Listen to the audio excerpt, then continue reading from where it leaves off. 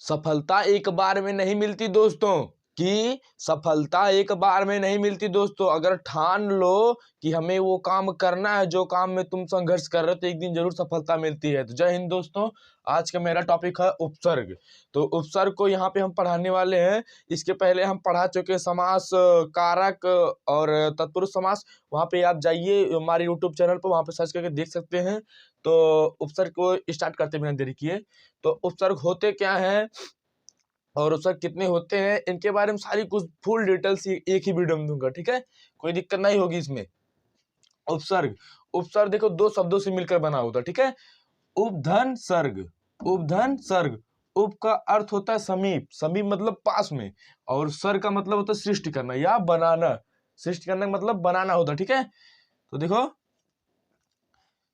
किसी शब्द के समीप आकर नया शब्द बनाना, किसी शब्द के समीप आकर नया शब्द बनाना, उसे क्या कहते हैं? उपसर्ग कहते हैं, ठीक है। मतलब यहाँ कहने का मतलब क्या है, कोई शब्द है उसके समीप कोई शब्द आएगा तो वहां पे मतलब तीसरा अर्थ निकलेगा, ठीक है, उसे उपसर्ग कहते हैं, ठीक है।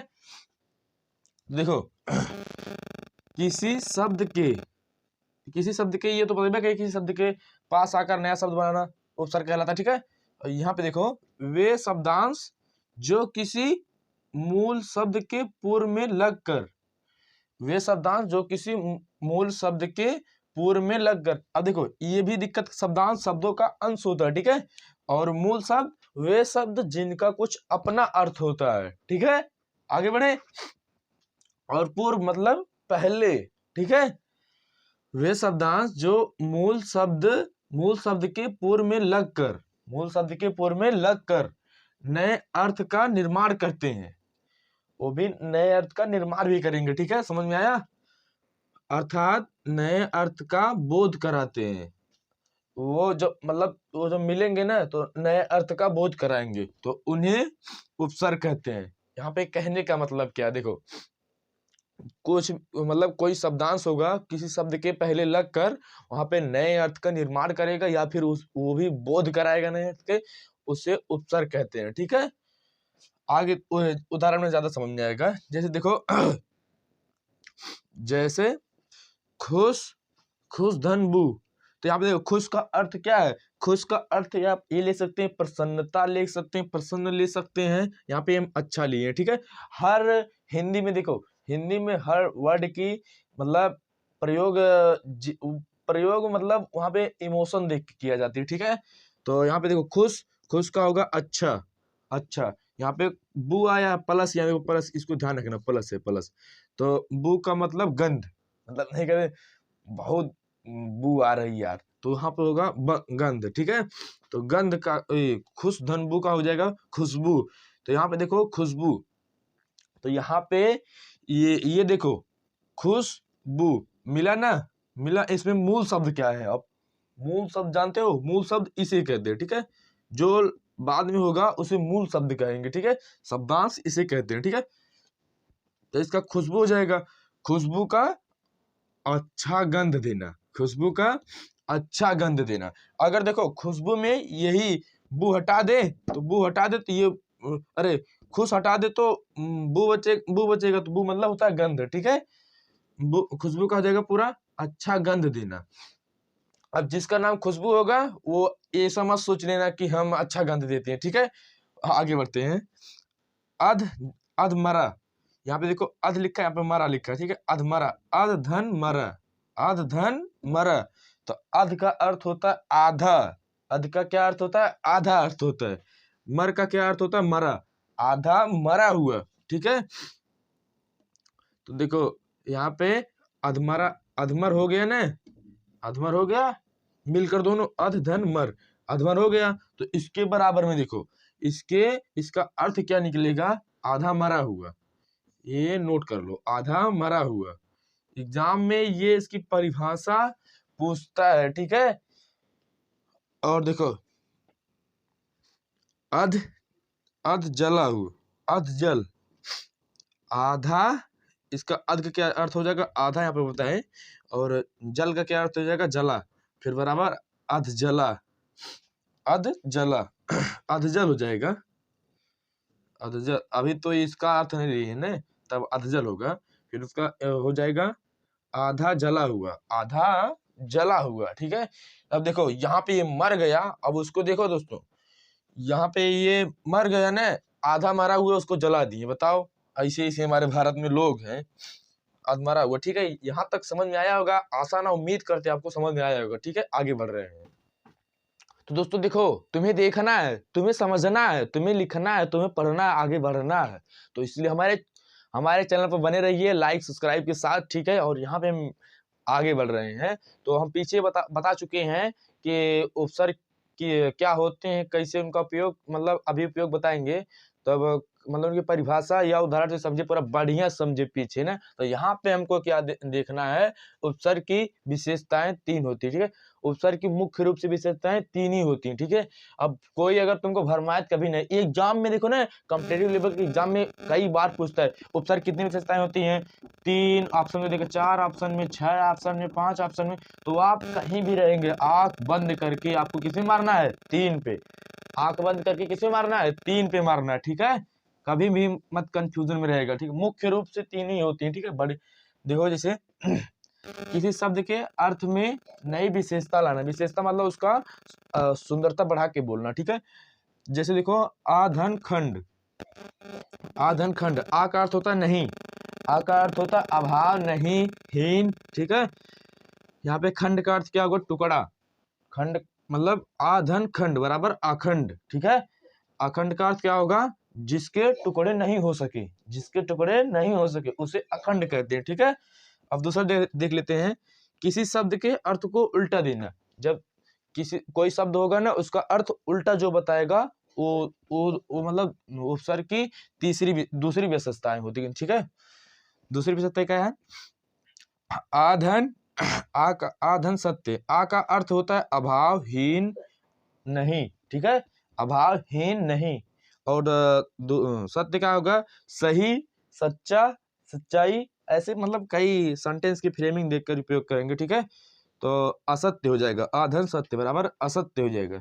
असत्य मतलब जो सत्य नहीं बोलता, जो सत्य नहीं बोलता। यहाँ पे देखो उल्टा दे रहा है ना, उल्टा सत्य का क्या क्या कर रहा है, असत्य कर दे रहा है, सत्य का असत्य कर दे रहा है। ठीक है, यहाँ पे उल्टा दे रहा है। ठीक है, अब तीसरा देख लेते हैं,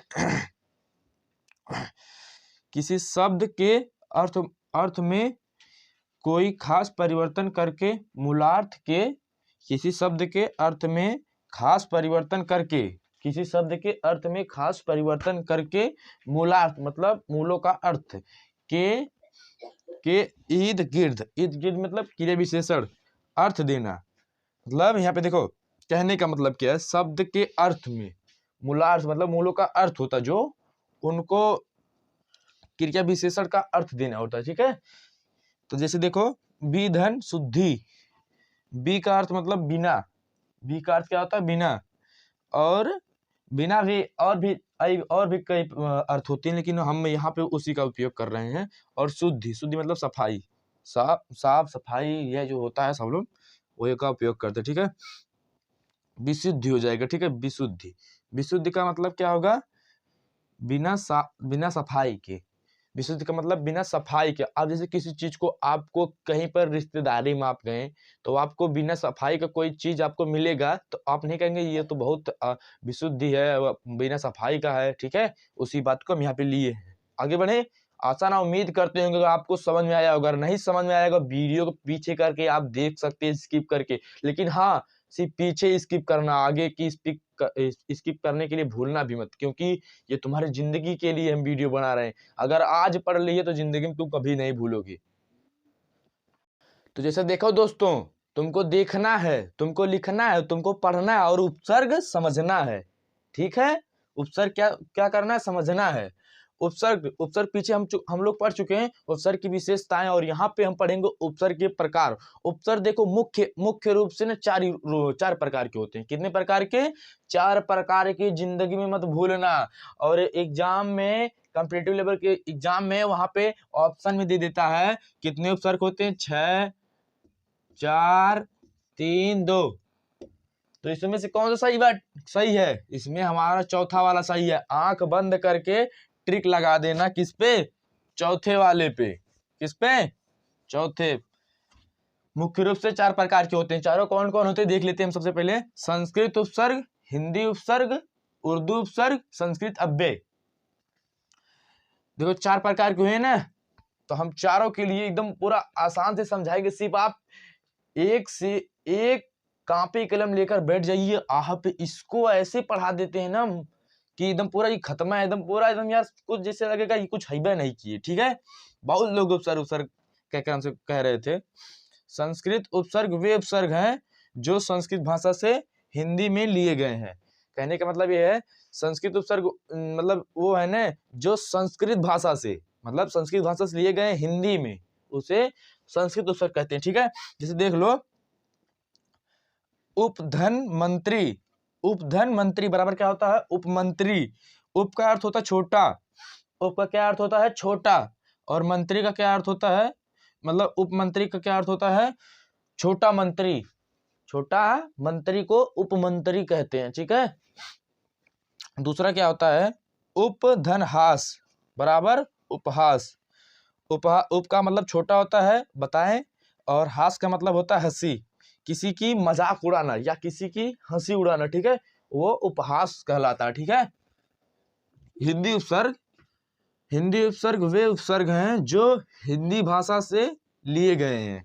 हिंदी उपसर्ग वे उपसर्ग हैं जो हिंदी भाषा से लिए गए हैं, उन्हें हिंदी उपसर्ग कहते हैं। जैसे देखो अध, अध का क्या अर्थ होता है? आधा, खुला, खुला मतलब खुलना, अध खुला, दोनों अध प्लस खुला बराबर अध खुला हो जाएगा। ठीक है, तो अध खुला क्या अर्थ होगा?